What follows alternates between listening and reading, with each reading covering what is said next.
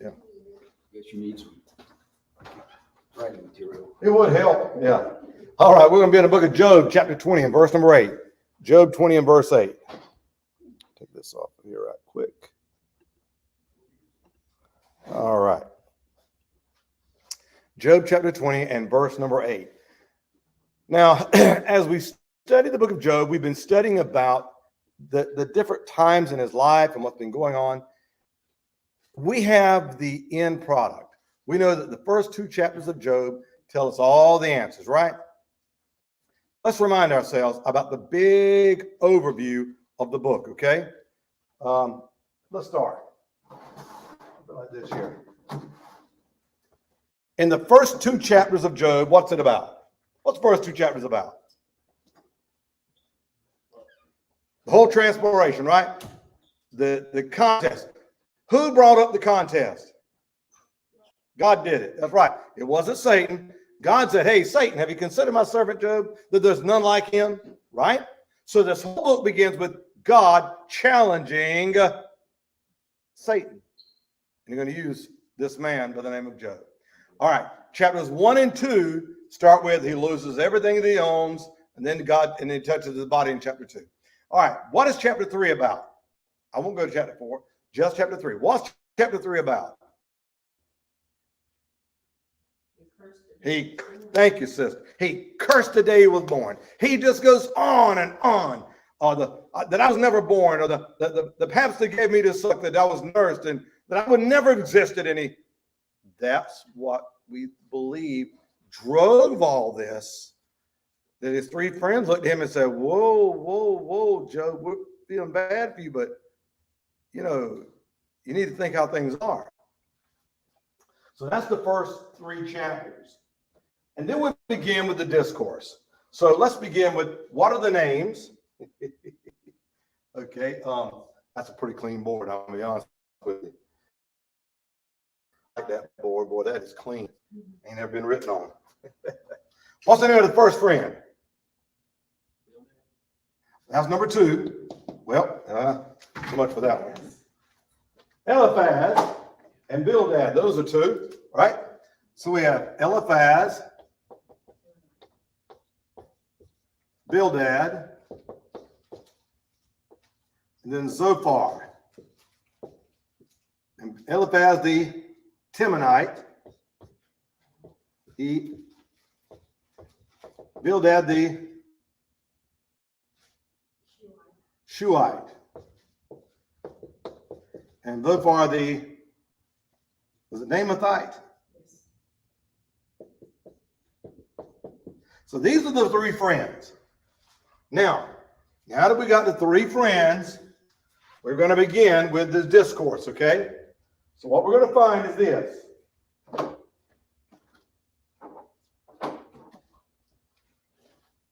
So what happens? Job comes in and he curses the day he was born. And that's followed by a series of things, okay? So first we have Eliphaz. He speaks.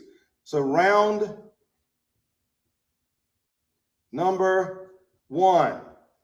What does that begin with? Eliphaz.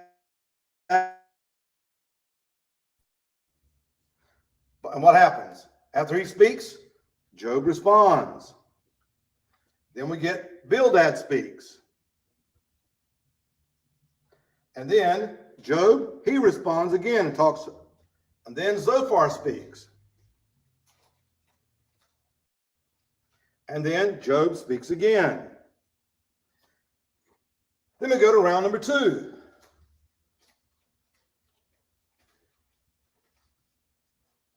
And again, what happens? Same thing. Eliphaz will speak. And then Job will speak. By the way, I'm just telling you how the book really is. I'm writing it so you'll see how it is.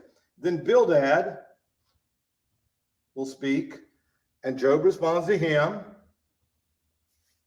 And finally, Zophar speaks. And then we get Job responds to him. And then we go to round number 3. Round number 3. R-O-U-N-D. Round 3. But this time only 2 guys are going to speak. Eliphaz, he'll begin, and we'll go continue on and on and on. So tonight we are in chapter 20, okay? Got it? So now we're really right here with Zophar speaking and Job's response to him. That's in chapter 20. Overview of where we're at. And by the way, it says the same thing over. You ask yourself, why? This is a book, I want to be honest with you. You feel like, what the Bible said again? It's going to be the same thing. They're going to accuse him of something. He's going to say no. You get wore out reading this. I mean, it's like it just burdens you trying to read this again. They keep going on with imagery about you've done wrong, you've done so-and-so, you did this. And they go right back again. Job says something again, but Job seems to have more insight, Job is in the learning curve, whereas they're not. The friends, Eliphaz, Bildad, and Zophar, they never speak to God. But Job will call on God. God, where are you at? Why don't you help me? God, you're against me. You've done so-and-so to me. You've done this to me. And it's all, he'll speak to God at times. And then Job will come up with these great insights, as we saw in chapter 19. Wow. But those guys just come back harder and harder and harder. We will, then the third round, actually, Eliphaz will start, then Bildad's really short, I think, chapter 25. And we don't hear Zophar anymore. I mean, he's pretty much done. But then we got one last person. There's a character here. It's Elihu. Well, all of us, you never hear from God. I think it is chapter 38. So we got a long ways to go.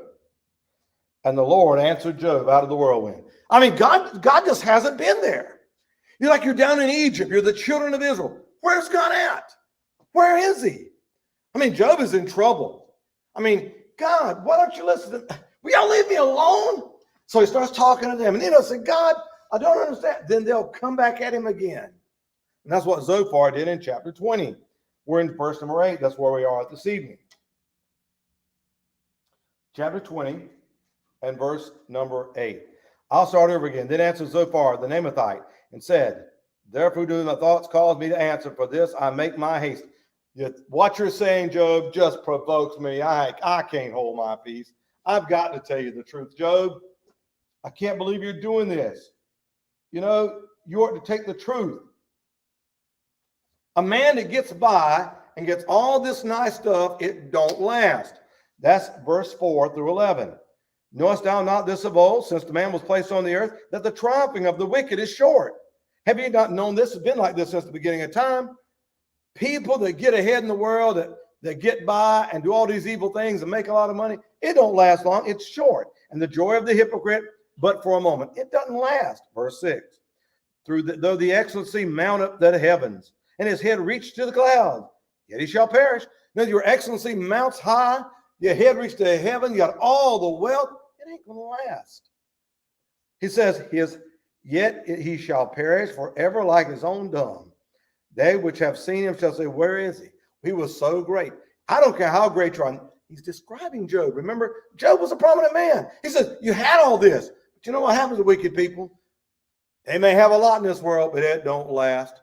What's the old saying about people that have money? A fool and his money are soon departed. You never heard that, right? A fool and his money soon part. What they're saying is, hey, wicked people and their money soon part. They don't last. You know, it doesn't last. So he says, they'll say, hey, where is he? He shall fly away as a dream and shall not be found. Yea, he shall be chased away as a vision in the night. The eye also which saw him shall see him no more. Neither shall his place be any more behold him. His children shall seek to please the poor, and his hand shall restore their goods. His bones are full of sin and of his youth, which lie down with him in the dust. Though wickedness be sweet in his mouth, though he hide it under his tongue, right? Verse 11 starts a new one. Though wickedness be sweet in his mouth, though he hide it under his tongue. In other words, Job, we didn't know you was a wicked man. You hid it under your tongue. You hid all this bad stuff, you know? Though evil is sweet in his mouth, he hides it under his tongue. Though he spare it and forsake it not, but keep it still within his mouth. He doesn't let go of his sin. No. Yet his meat in his bowels is turned, and his gall as snakes or asps within him. He says, no. His food will turn sour. It becomes a cobra venom within him. Right? He swallows down these riches. He says he hath swallowed down his riches, and he shall vomit them up again. God shall cast them out of his own belly. Now, what Zophar is just saying, wicked people don't last. It's short. Number two, whatever you get, it's going to come back. You'll vomit it up. No matter how much you've gotten ahead, it's not going to last because you're not a good person, Job. You've done wrong. Have you ever been falsely accused? Have you ever had somebody do you wrong? Vicky and I were talking about people that do you wrong, and they do you like that. Well, that's Job. And what had Job done wrong? Nothing. He knows he's done wrong. Absolutely nothing. Yet he is accused. And they're looking at him like, you're just a rich man that got ahead and you hid that sin you was doing. Oh, yeah, we thought you was a good fellow, but you must have been one of them guys that sneaks around and does some evil stuff, His meat of his bowels is turned. He hath swallowed down riches. I'll vomit up again. Verse 16, he shall suck the poison of asps. The viper's tongue shall slay him. Wow. He shall not see the rivers, the floods, the brooks of honey, the butter. No. That which he labored for shall he restore, and he shall not swallow it down. According to his own substance shall the restitution be, and he shall not rejoice therein. No. He will restore that which is labored. He will not swallow it down. For the proceeds of his business, he'll get no enjoyment. He'll be oppressed because he hath oppressed, and he hath forsaken the poor. You know what he's accusing Job of? Hey, Job, you've oppressed the poor. That's how you got your money. You made money on the backs of other people. You've oppressed the poor. We know that's a tragedy. You don't oppress people to get money out of them. I was asked on one occasion, because I learned a lesson back when the internet first came out. How many remember a company called Napster? Anybody remember Napster? Okay. You could download songs for free for your own because they hadn't come up with laws against it yet, And I remember a guy told me about it. We downloaded something. Yeah, it's free. And I did it. And I said, this doesn't seem right because you got to pay for this. And Napster, I read one of the articles they put out, said, don't worry about it. We're making money. But I know that we realized they were not paying the copyrights for any of that stuff because they got shut down, right? It became illegal. And then there was a company over there called Shazam, and people started getting prosecuted. You can't do that. It's illegal. But how did they make that money? Do you know? You see, you think that people are being good to you, right? And they're abusing you. They're using you to make money. Oh, listen, we just trying to help you out, trying to save you some money, They got your email address. They sell those emails there. You know what? I got so many email addresses. These are accurate, and you can send to them, and they buy them from them. They made money. I found out there was all kinds of ways to make money off of the poor. Job was being accused of making his wealth off of the poor. Okay. I was asked a question. He said, well, when you make money off the poor, you're using them against their will, right? You're overcharging them, right?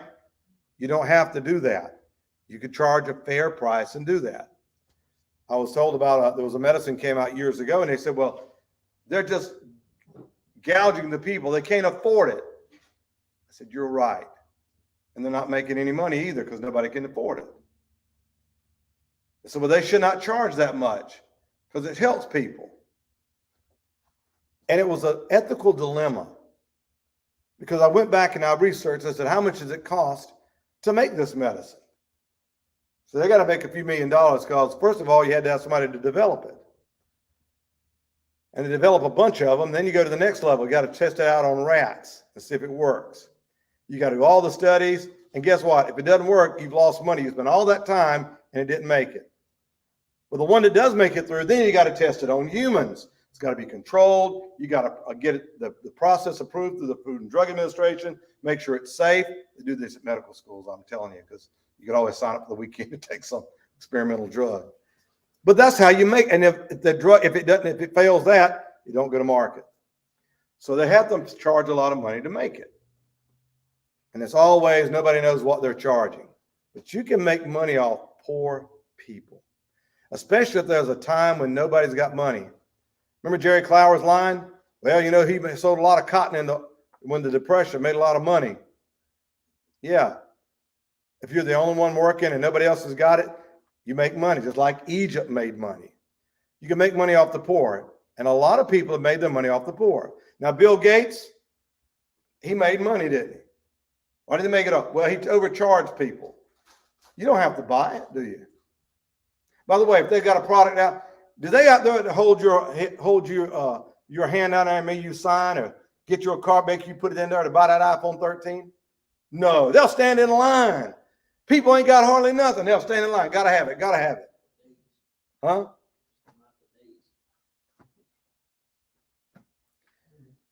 That's not taking people's money, but people will tell you they're gouging folks.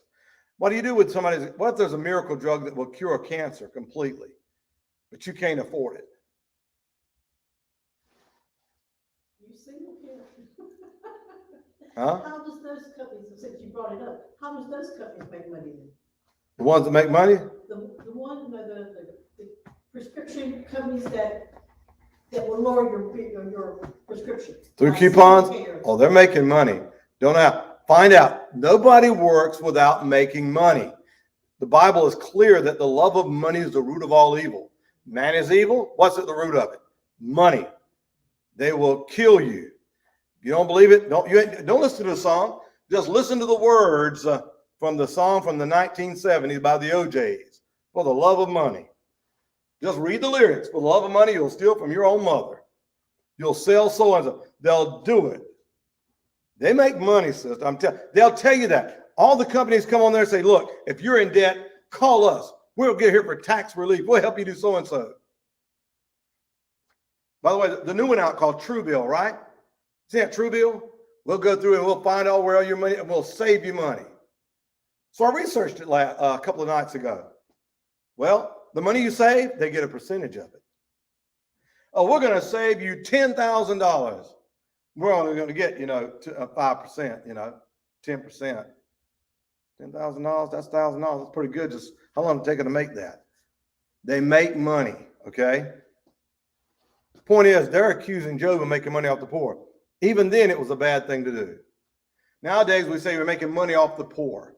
As I told my wife in 1997, Michael Jordan signed on the line, says, I'll play one more year for $23 million. For 1 year just to play.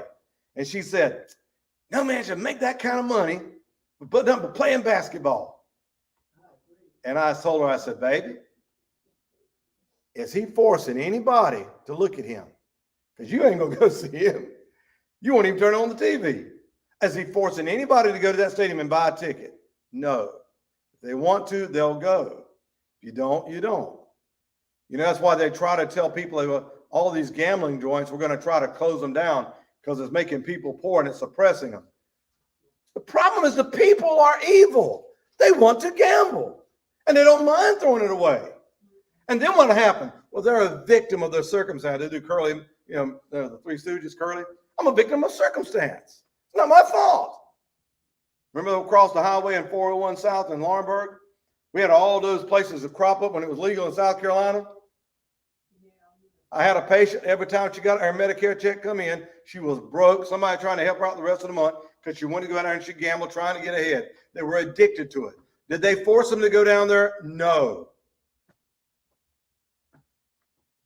We have forgotten that, but it just, I'm sorry, I don't want to go taking much time on this. But the point is, they were accusing him of making his money off of the poor because he hath oppressed and forsaken the poor, because he hath violently taken away an house which he had built and not. You took away people's stuff. They did it. You didn't even build. You took their stuff away. Well, I bought the house. I bought so-and-so. And the laws are supposed to try to help us out with that. But if you're listening to me, I'm going to tell you the truth. Because God is about the truth. And I'll try that doesn't harm people. But sometimes you can't help it. So let me bring out you a big truth. Because right now, we're in the middle of the surge has died down. COVID is not, it's not non-existent. I'm still diagnosing every now and then, but it's quiet right now. So here we go. You ready? We live in America where on one hand, they'll look at you and say, I said, because this is what I said. What's the science? What is the science behind this? And they're looking at you and saying, I can't believe it. Because the African Americans were back with the Lumbees in Robeson County, way down, we didn't get vaccinated. We just didn't. And I kept hearing this from on the news, and I would hear people say, I can't believe they won't take that vaccine. Why would they believe the science behind it? It's proven. And so I said, well, God, give me the insight for this. Because I know that there's a God, God has an answer to everything, and it's right in this book. And I remember the day when God told me, he said, son, all you got to do is look at the government. They're looking at people now, and they're trying to convince people saying, believe the science. What is? Believe the truth. The facts are there. When they've been telling us for the past 10 years that that man believes he's a woman, I don't care what the facts are, what is the science, take him, he's got to be what he is. And whatever he believes, you got to accept him. If he believes he's a woman, that's fine. If he believes he's not a man or a woman, that's fine. It doesn't matter about the facts. Whatever he believes, and I'm going to put a law in there that you have to accept what he believes. You don't have to believe the science. And then you're going to turn around and criticize these people because they don't believe the science. That's the hypocritical state we're in now. And nobody sees it. Nobody's willing to look at it. I said, God, just look at the truth. So don't criticize people when they don't want to take the vaccine. They've been sold a bill of goods. They've been told one thing and then they tell you something else. Why should you believe them? They tell you one thing, you don't believe the science. Then they do believe it. Well, which is which? As Andy and Opie were talking the other night, and he was trying to explain to Opie, how come, Daddy, when I did it, it was wrong. But when you're going to sell the house and you're going to tell them all the bad stuff in it, so it's wrong for children, but it's okay for adults. Andy said, you better go to bed. You can't say both things. Okay? Okay, that's brutally honest. But that's just lies. Tell the truth. The fact is this, what? Jesus rose the third day morning. It is not a belief. By the way, Christianity is not a blind faith. You say, well, you live by faith. No, we don't live by faith. We live by the fact that Jesus died for our sins. Now, the fact that he did that, the overwhelming evidence is there that he did it and the reason he did it. Now, yes, I live by faith that anything he said is absolutely true and I'll believe it all. Don't need to have the facts behind me. Why? Because that one instant is so true. The day that I was saved is so real and so true that it makes everything that he said always true. That's living by faith. But it is predicated on an absolute fact that happened in your life and in mine if you're born again. Job, you have been making money off the poor. You're taking people's houses that wasn't even yours. By the way, you could say that. Wait a minute. What about that man by the name of Joseph? Didn't they steal them people's land? Those of you who have been following along in the book of Exodus, how did Pharaoh make his money? Joseph did it. After them 7 years of good, the famine came. People came and they bought all that grain. Well, the grain run out. They come back. We ain't got no more money. All right, well, sell me your cattle. What cattle you got? So they sold their cattle. They got money. Well, the famine is still hard. They got no more cattle. They got no more money, but they're starving. We'll sell you our land and we'll make ourselves slaves to you. So pretty soon, Pharaoh owned all the cattle. He owned all the land. He had all the money, and the people were slaves to him. And Joseph said, I'll tell you what, Pharaoh's a good man. You go back to your homeland. Now, you know it belongs to Pharaoh, don't it? Yep. But you can work that land, and all that you make on it, all you got to do is just give him 20%. You just pay 20% in taxes. You keep all the rest. And if you have a good year, you make more money. You're making money for us. And you can still stay on the land. Isn't that what we have today? Does anybody here own your own land? I don't own my house. My land's mine, but what happens if you don't pay the taxes? They'll take it, won't it? It ain't yours. Same way, right? But Joseph didn't cheat those people. He sold them. They had no money. They had to buy. Well, he ought to have been good to them and do that. He ought to have done it out of the goodness of his heart. Why? It belonged to him. Well, I'd have done it. Are you sure? Don't ever say that. I love when people tell you what you ought to do with your own money. Tell Joseph, y'all just helped everybody out. No, God had a purpose in it. Job, surely he shall not feel quietness in his belly, and he shall not save of that he desired. You're not going to make anything of all you've done because you've been mean to people. Nothing is left for him to eat. There's none of his meat left. Therefore no man shall look for his goods, because he ain't going to have nothing left. That's what happens to a wicked man, Job. Job 20, verse 21. No man will look for your goods. It won't be there. In the fullness of his sufficiency, he shall be in straits. Every hand of the wicked shall come upon him. When he is about to fill his belly, God shall cast the fury of his wrath upon him, and he shall rain it upon him while he is eating. That's what happened to you, ain't it, Job? Yeah.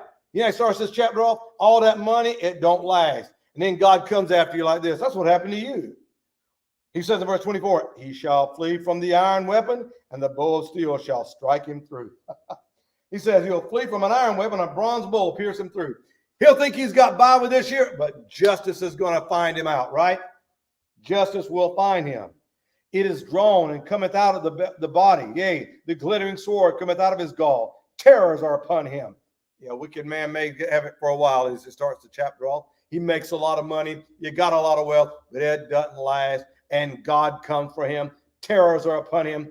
Verse 26, all darkness shall be hid in his secret places. A fire not blown shall consume him. An unfanned fire is going to consume him. In fact, it shall go ill with him that is left in his tabernacle. The heaven shall reveal his iniquity, and the earth shall rise up against him. The increase of his house shall depart, and his goods shall flow away in the day of his wrath. That's what happened to Job. This is the portion of the wicked man of God, and the heritage appointed to him by God. So far is, wait a minute, didn't he say this before in round one? I think he said the same thing, didn't he? They keep saying the same thing over and over and over. You know what they're doing?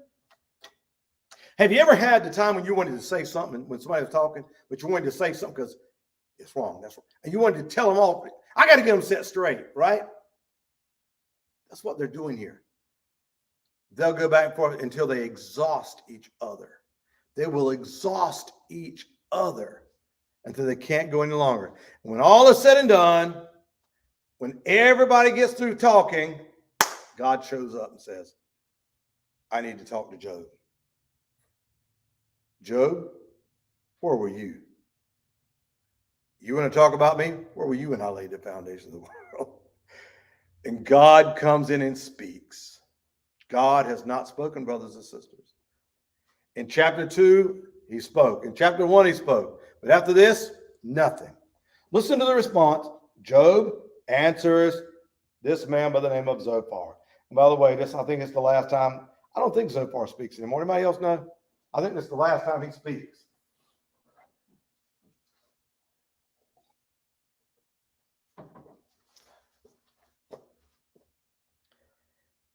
Job 21, but Job answered and said, hear diligently my speech, and let this be your consolation. He said, I got a problem with this. And I think this is one of the times when Job really does get a good, he sticks it to him pretty good. He's got a very good argument. And I think this argument is going to reign true today. And I'm going to ask you, if this is applicable, I want you to tell me. Tell me if you see this as we go through it here. He looks at him and he says, I'm going to say something. Suffer me that I may speak. And after that I have spoken, malk on. Keep on malking. Just let me get a word in so far, and then you can keep on malking. As for me, is my complaint to man? If it were so, why should not my spirit be troubled? Even when I remember, I am afraid, and trembling taketh hold of my flesh.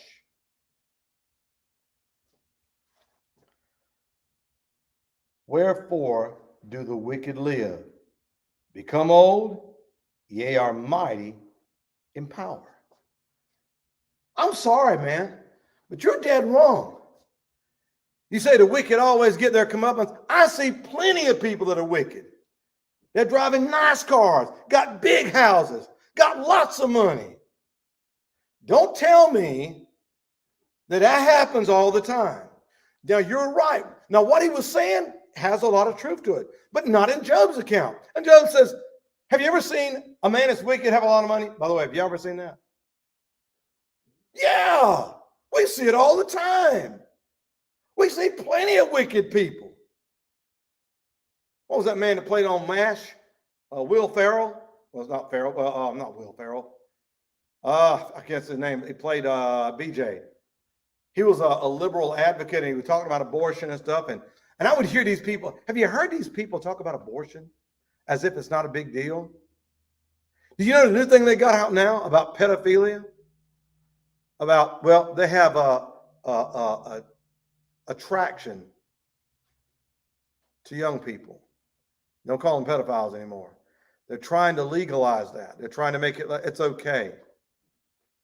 Right now, we have school systems that are trying to make it to where, as the young lady said in this room here, the 5-year-olds, 6-year-olds, they can choose whatever gender they want to be.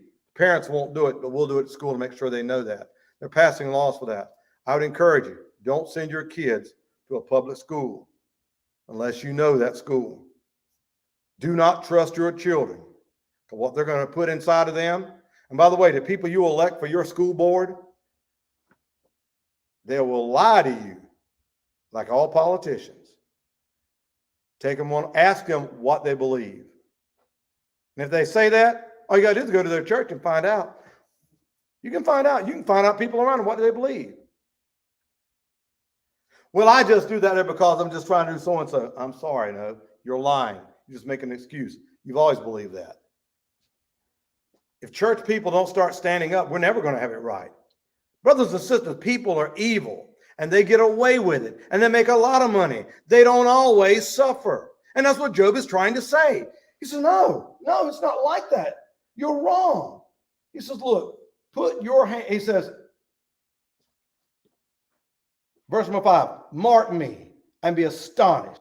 Lay your hand upon your mouth. You mark my word, you will put your hand over your own mouth. Even when I remember, I'm afraid, and trembling takes hold of. Wherefore do the wicked live and become old? Yea, are mighty in power. Their seed is established in their sight with them, and their offspring before their eyes. They make money, they have lots of money, and their young ones have got money too.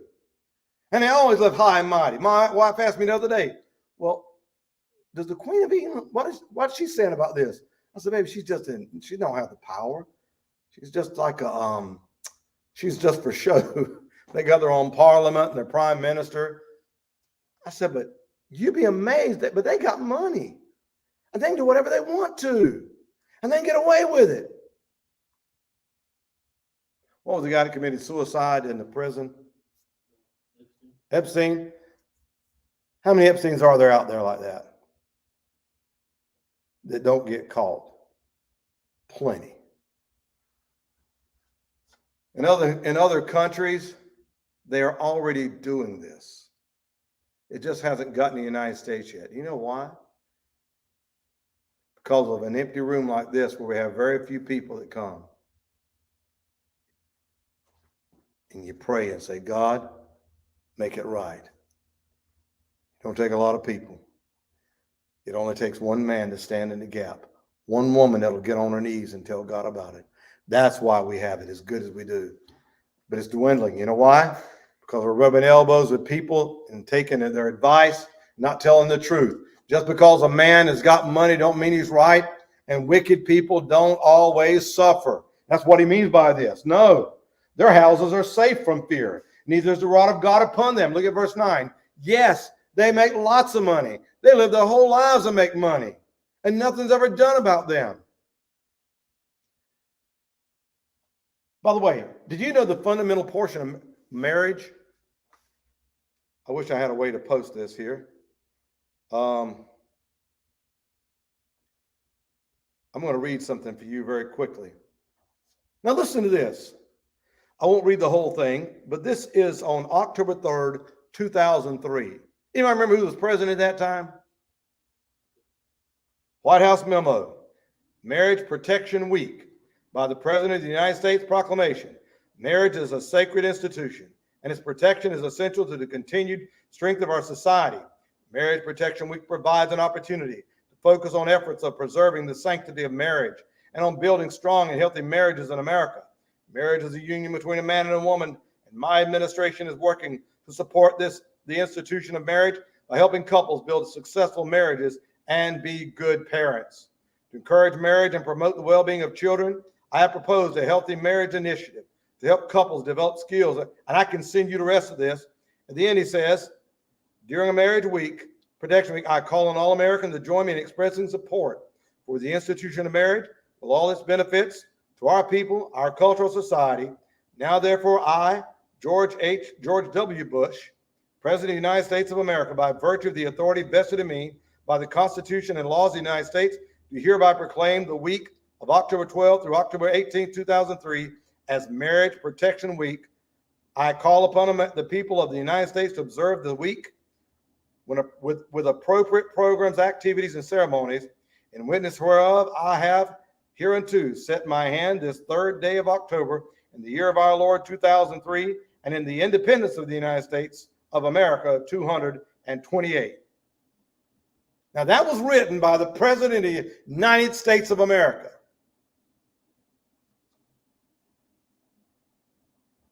Didn't think much of it. He stood for marriage. But he couldn't do so and so and so on. Listen, the greatest downfall of any society is when marriage breaks down. How true it was when he entitled his program, Focus on the Family. Wicked people prosper, brothers and sisters, and they sit in our churches. They sit in our pews. They preach from our pulpits, and they dictate to us.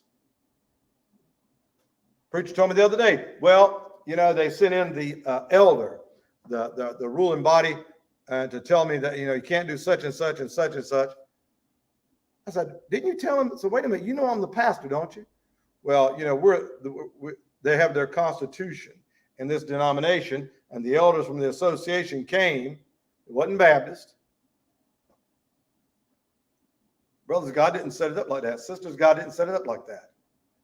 Evil people make a lot of money. They live, they prosper. They even prosper on the church. You might as well say amen. They make a lot of money taking money from poor people. Job says, I'm telling you, their houses are safe. Their houses there's no rod of God upon them. Verse 10, their bull genereth and faileth not. Their cattle, they make plenty of money. They make good cattle. Their cow calveth and casteth not her calf. In other words, she has good calves. They got plenty of money. They send forth their little ones like a flock, and their children dance. They got plenty. They live a life of Riley. Right? They take the timbrel and the harp and rejoice at the sound of the organ.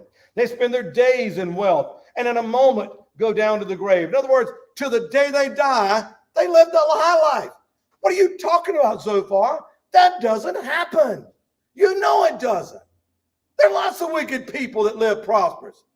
You tell me because I'm in trouble, I've done something wrong, and only evil people have bad things happen. And if I was in prosperity, I was good. So let me set you straight. You tell me to call on the days of old? No. Let me tell you what it's like. Knowest thou not this of old, since man was placed on the earth, verse 4? No, you got it wrong in chapter 20 and verse number 4. This has always been like this. He says, no, you're wrong. You are absolutely wrong. They do prosper. Verse 14, therefore they say unto God, depart from us. We desire not the knowledge of thy ways. They tell God they don't want him, and they go right on their way, and they make money. That's the way they are. And finally, verse 15, what is the Almighty that we should serve him? What profit should we have if we pray unto him? We're not going to do it. Lo, their good is not in their hand. The counsel of the wicked is far from me. Have you considered? Have you thought about this? Have you really thought this through? Because a lot of wicked people make a lot of money. By the way, in Hollywood, how many people make money? Lots of them, you know? And by the way, and they'll, to make that money and to keep that money, oh yeah. Remember that? What was the other year? It was, oh yeah. Yeah, go, let him in for me. Yeah, oh, sorry.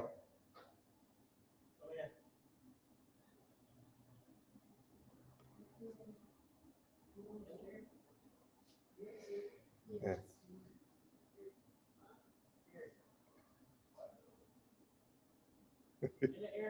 That's him. Pull on the one on the left side. Pull the left on your left. Yeah, we got it. You got it. It's still on, bro. Oh, I will. Okay. Letting somebody in. All right. When we as a society look upon people and say, God's blessed them because they got something nice, don't think that way anymore. Don't curse somebody and say they've done something wrong when something bad happens to them, right? Don't do it. It's not that way. That's not the way it works. And Job is just saying, this is reality, guys. Now let's move on. Job 21:17. How oft is the candle of the wicked put out? And how oft cometh their destruction upon them? That's an exclamation point in my Bible. God distributed sorrows in his anger, right? Verse 18, chapter 21. They are as stubble before the wind, and as a chaff in the storm carrieth away.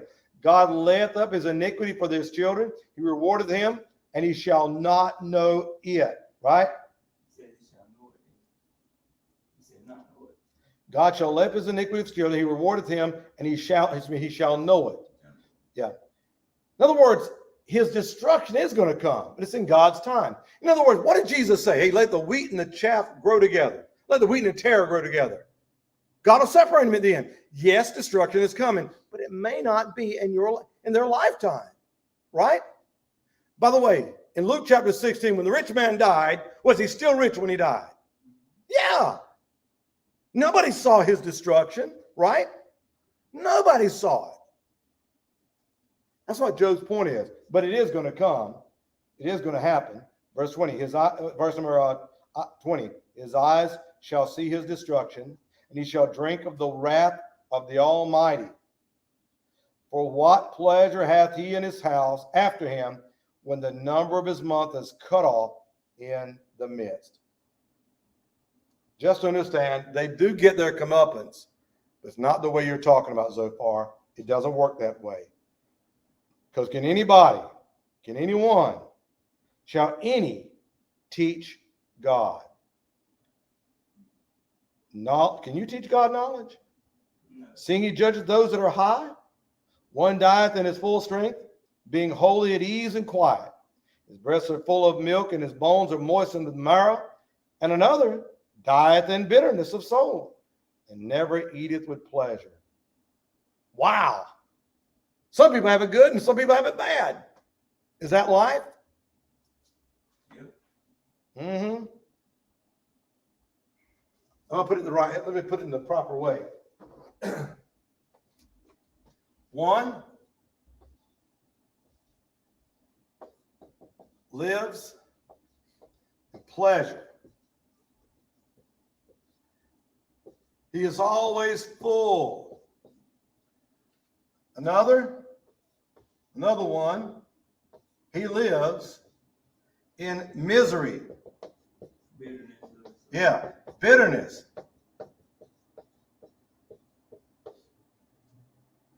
And he's always seemingly empty.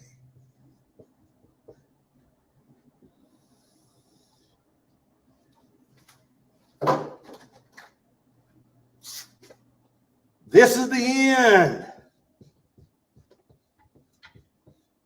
They all die. Every single one of them, they all go to the same thing happens to them all.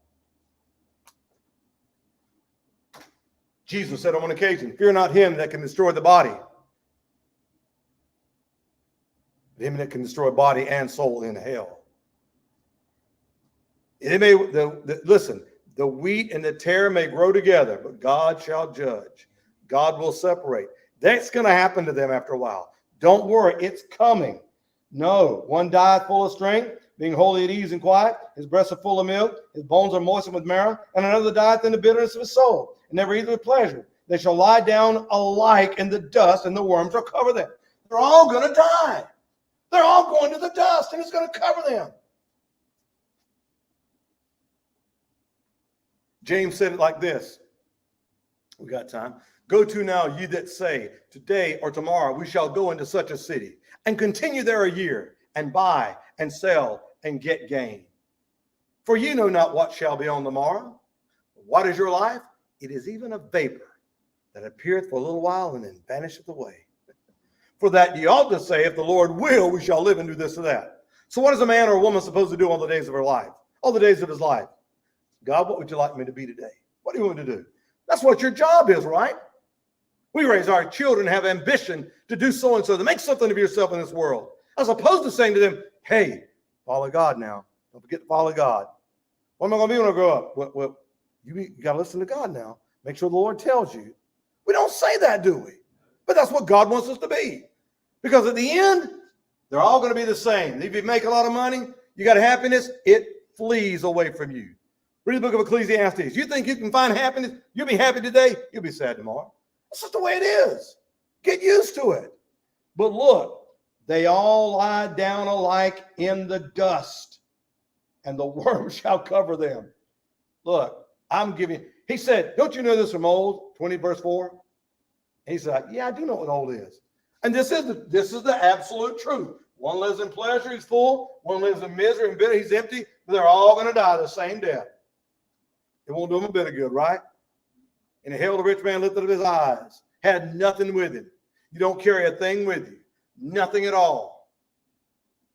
There's nothing at all you take with you. It is the end.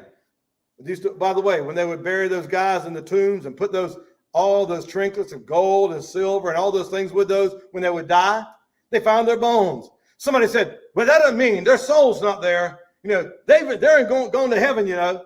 I said, what, the gold's still here? They didn't take it with them, did they? There's the silver. If they've gone somewhere, that's great, but whatever you buried with them, it didn't go with them. Either way you look at it. No, they're all the same. Now, he looks at his friends and he said, now after saying this, I've just told you the truth. You tell me that a man that lives in pleasure, he's been prospering by God. And a man like you are, guess what? You've sinned. I'm telling you no, that I see a lot of people that live a prosperous life and they're wicked people, even though they got a lot of money. Don't tell me that's the way it is. And then he looks at him and said, behold, I know your thoughts and devices, which you wrongfully imagine against me. I know what you're thinking. I know your thoughts, and it's wrong what you're saying about me. It's absolutely wrong. No. Well, you say, where is the house of the prince? And where are the dwelling places of the wicked? Have you not asked them that go by the way? And do you not know their tokens? Have you not looked? Where is the house of the prince? Where is his tent? Where is the dwelling place of the wicked? Have you not asked those who travel the road? Do you not know their tokens or their signs? The wicked is reserved to the day of destruction. They shall be brought forth to the day of wrath. who shall declare his way to his face. Who will do it? Who shall repay him what he hath done? Yet shall he brought to the grave, and shall remain in the tomb. The clods of the valley shall be sweet on him, and every man shall draw after him, as they're innumerable before him. Everyone shall follow him, as countless have gone before him. Every rich person dies. They die. Well, I'd really rather live with pleasure for just a season. Listen, I promise you, you will soon be forgotten. You can be great. You can be famous. Not everybody will be Tiger Woods. Tiger Woods will always be remembered on the golf course. You know why I know that? Because I can remember seeing that old man when he would come out there on the golf course. I can't remember his name now. Arnold Palmer and the guy with him and Jack Nicklaus, but there was another guy. Always wore the black hat. But this old guy, but Arnold Palmer would come on there. He would walk out there, get ready to put, going to hit a few things. And everybody just stands in because they knew what he had done. Everybody's not an Arnold Palmer. And by the way, pretty soon, they'll forget Arnold Palmer. Arnold Palmer. They'll forget him. Chichi Rodriguez. Maybe that was him. There was a lot of them that were great. They remember, but soon your name doesn't ring a bell. Pretty soon they're gone. They don't remember them anymore. It's like the people right now are trying to get rid of the woke society. And there's a lot of truth to being, again, you'll find, just like in the book of Job, I've learned something. There's a lot of truth in being woke. I knew that all along. They said, well, we discovered that America in 1492 when the Columbus sailed the ocean blue. Well, they already told us the Indians were already here. I went home and I remember telling them that. And Miss Maggie, the Indians were already here. Yep, it was already here, son. Well, how did we discover it? Well, the white man discovered it. Oh, okay. So we knew that. It didn't bother me. I said, well, the white man discovered it then, but we was already here. You get all the history and you read all those things. Now you're trying to erase it. Pretty soon they won't even know who Martin Luther King is. You know why? Because you'll erase all the oppression. Well, Martin Luther King was against oppression. What oppression? Well, we weren't allowed to read that when we was growing up. That was hid from the books. Oh, we better teach them what that was, shouldn't we? We got to tell them about oppression. Otherwise, Martin Luther King doesn't mean anything, does he? It won't have any meaning at all. And I tell you, if you don't think it's going to repeat, it'll repeat, because man is going to make slaves of other people. He just disguises it. He disguises it now. I won't go into it, but I just will never get out of my head to seeing that lady hiding her bruises because she is stuck in a welfare system created by people that say they love you. She has no hope. She's had 3 kids, and this has been 20 years ago, but I remember it to the day. 3 children. The men weren't in her life. It was for more than one man. She has no way to get around. She has to stay wherever they put her in whatever project it is. No matter how safe or unsafe it is, she has to live there. She could only buy so much money back then when they had this stamp you take in. Only certain things she could buy to eat. She could never afford a car. She could never get other things. Stuck in a system. They just changed the form of slavery. It's wrong. Give people opportunity. Instead of teaching children how to get grown and get you I'm going to get me a baby so I can get out on my own. They say that. And you know that. You know what they'll tell you? Well, I don't want to hear that. That's just discrimination.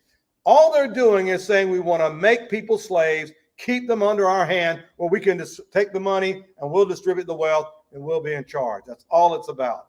It's the same way that it's always been since the beginning of time. Job has told the truth. Many evil people do prosper. He said, let me get you guys straight. No. Wicked people are going to get what's coming to them. It's going to happen. And all the people before him the same way. How then comfort ye me in vain, seeing your answers remaineth in falsehood? You guys are false. All of them, everybody's going to get their comeuppance. Death is going to set it right. Now, Job had the insight here. He's absolutely right. So far in his last discourse, he says, I got you. How can you tell me this? I know what's going to make it right. You wait till we die. And in Luke chapter 16, the Bible says that the poor man who begged for the crumbs that fell from a rich man's table, the dogs came and licked his sores. But he was comforted when he died, and the rich man died, and in hell he lifted up his eyes, being in torment, in the flame. And he had good sense. He could remember, I got 5 brothers. Hey, send Lazarus back from the dead. They'll believe that. Still lost, wasn't he? He didn't understand. You don't believe miracles.